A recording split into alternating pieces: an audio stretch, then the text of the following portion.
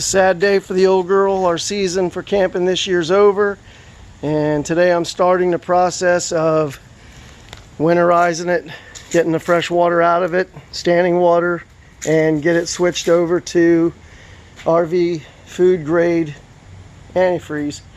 So here we go.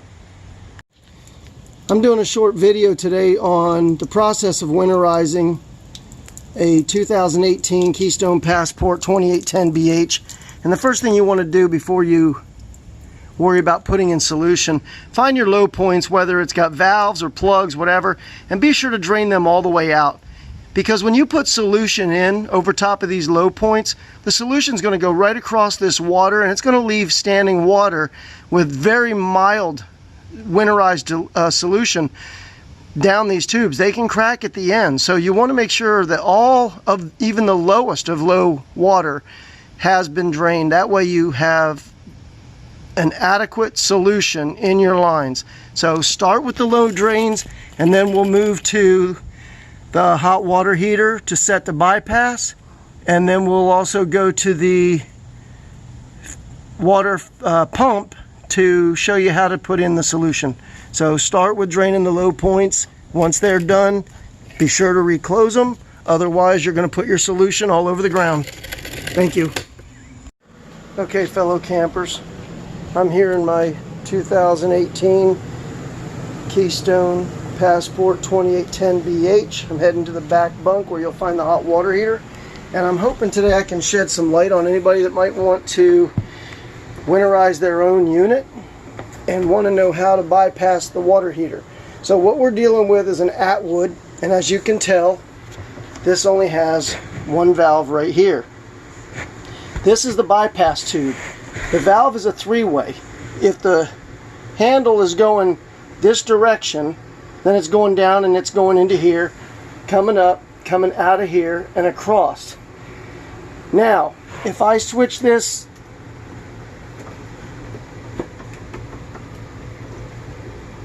to the up position, the water is now going to come here, come up the tube, and this way. And the reason it won't go back is this is a one-way check valve.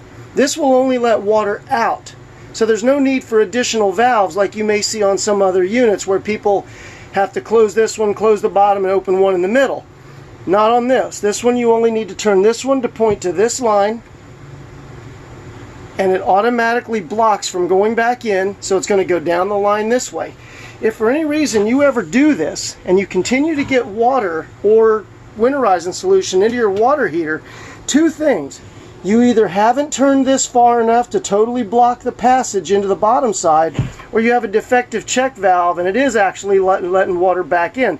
The best way to watch is have your drain plug out when you're filling or blowing out your water system.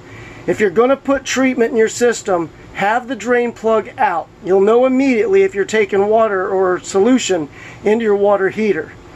And then you can stop right away and investigate your situation and find out why it's happening. You don't want to get solution in here, at least not to stay if you can help it. You want to keep that flushed out and free of that, and basically water only. So that being said, this is a three-way valve. If it's running in line with this, it's going into the heater. If it's going up this tube, it's bypassing. One-way check valve. Good luck. Today on my 2018 Keystone Passport 2810 BH, I'm going to show everyone where to locate and winterize using just the pump. I'm not going to do the winterize process. I'm just going to explain the pump and its location. It's on the master bedroom left-hand side. 3 screws removes this cover. And I just set the screws right up there, and you take off this plate, this cover right here. Now down in here you find your water pump. Not everybody's is going to look like this, because you're not going to find this hose here unless you've added it. What this is this is a antifreeze suction line to suck right out of an antifreeze bottle. And what you do is you tap into the line that sucks from your city water tank, your freshwater tank, I'm sorry. And you put in this three-way valve that comes with the system, and just like your water heater, if it's in line, this is not sucking, it's pulling from your city water. If it's in line with this, it's going to suck down and across here. It's already checked not to send solution back down into your city water tank. So don't alarm yourself with that. Now, typically what you do at this point is you set this to straight up, which I leave mine because I don't ever fill my tank. I hook up everywhere I go. So I don't worry about filling my freshwater tank. So mine's always pointing to the straw, the suction tube. Now you'll bring in your 1 gallon of solution and put your 1 gallon of solution either down in this corner, or you can set it right out here. And you set this right down in, and you just ask somebody to run the pump. And you suck the solution right out of the jug. And it goes right into your lines. Open up spigots one at a time. Do a hot side, do a cold side, do the toilet, bathroom sink, shower. If you have an outside shower, do the outside shower. Usually it takes about 2 gallons to 2.5 gallons to get enough solution in the system. Run your spigots farther than pink. The reason I'm saying is run them farther is because you want to make sure you have quality solution buildup in your traps. If your sink traps don't have solution, they're subject to freeze. You don't need to worry about the shower. You don't need to worry about the toilet. You want the toilet, you'll just put enough in so you have enough solution down by your drain valves, because there's no traps in them. They go straight outside. So, well, your shower, you'll want to put a little extra. That does have a trap. Pardon me for saying it doesn't. But needless to say, you'll have plenty there. If you have the outside black water flush system, you're going to have to hook up a manual pump and pump the rest of the solution out of what I would suggest your 3rd gallon, and pump it into that by hand to push any standing water out of the clean out nozzles and out of the line that goes in there to avoid it from cracking. But in a nutshell, this is it. 3-way valve. You can install it if the parts aren't a direct fit for your trailer model. Your hardware store is going to have fittings, they're going to have hoses, they're going to have clamps. So you don't have to make a big deal of it. Just cut the main line in and that's it.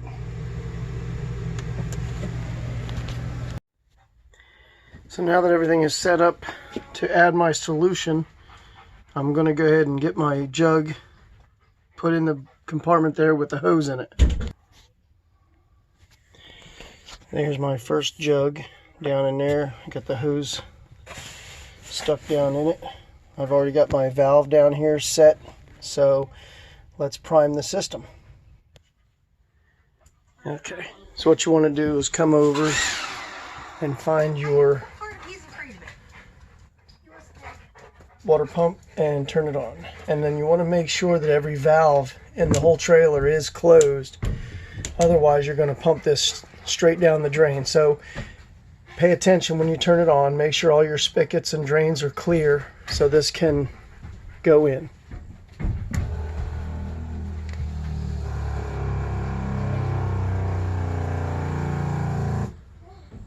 I don't know if you could hear it, but the pump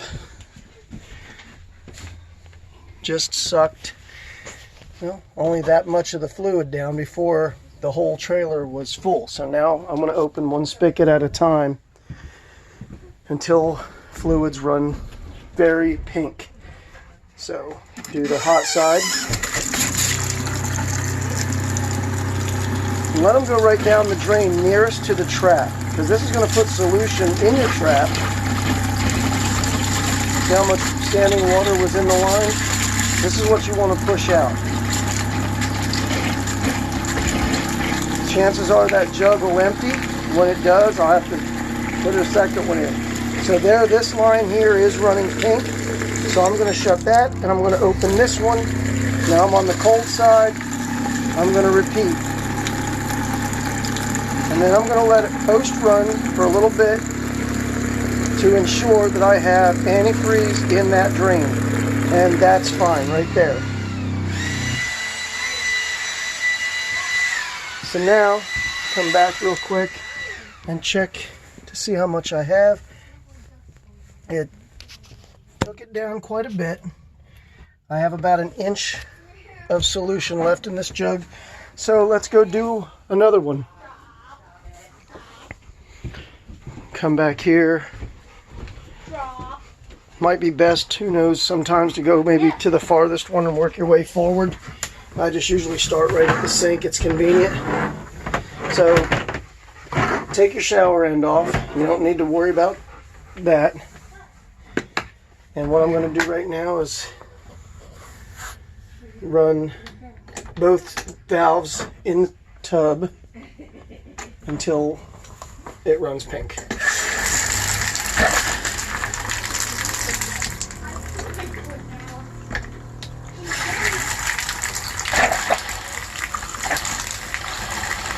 And then give it a post run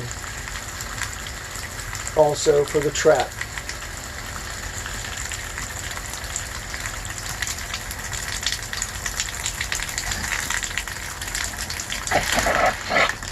Okay, so that jug has emptied, no doubt about it. I'm going to go replace the jug. Okay, I've replaced the jug. I'm going to just run a little bit more.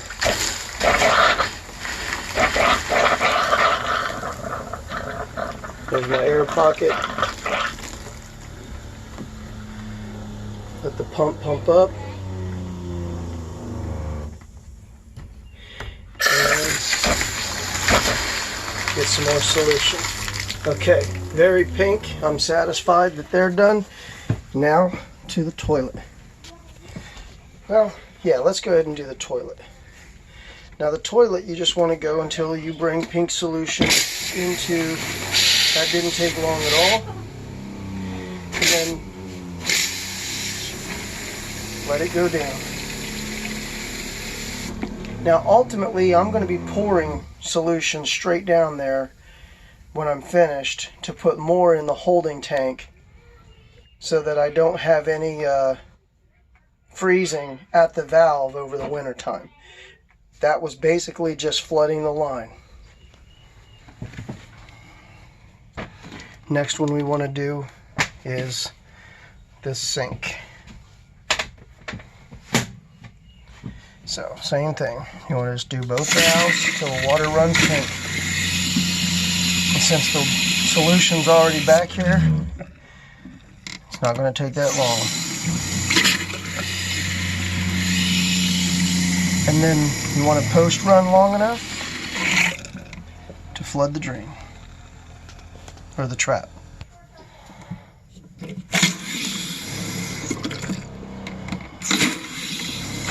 Okay, that takes care of that. So we've got the bathroom sink, we have the tub,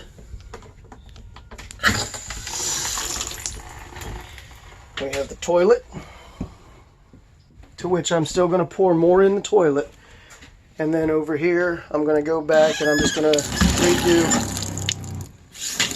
kitchen sink. Perfect. They're both running pink, and I've ran plenty to make sure that the trap has enough solution not to freeze. Now there's one more. Let's go do it. Okay, if your trailer was equipped with an outside shower, it cannot be overlooked. So let's go ahead and get the outside shower picked up and do the same thing. You want to turn that on until your water runs pink.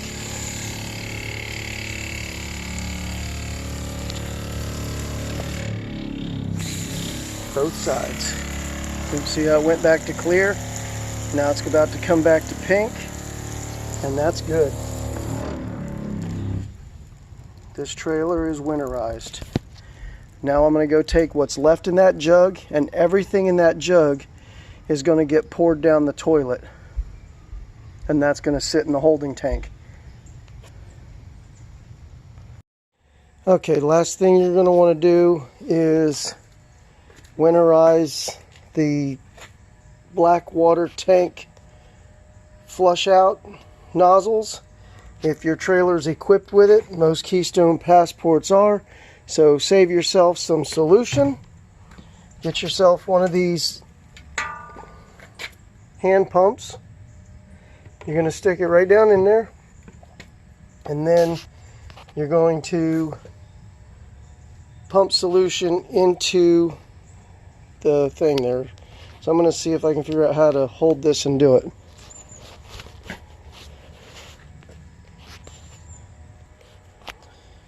Alright, it's not going to be easy to do one-handed, but you get the gist of it as it's going in there. And you want to go ahead and just put probably the remainder of that bottle in there, usually the bottom quarter. So I'll put that in real quick. And that's it. I'll give that a little bit of a pump. And then what I'd usually do after this is I'll put just plain water in there and I'll pump and flush my pump out. And then that's it. I put that back away. That's the only time I use the hand pump. Everything else I do from the trailer's regular water pump from inside. Keep in mind, if you don't want to do it from the water pump, you can actually hook this up to your city water inlet, and you can do this the same way. Open your spigots and have somebody sit there and hand pump it. But I bought this just to do the black water flush. So that's it in a nutshell. Winterizing a Keystone Passport 2018 2810 BH.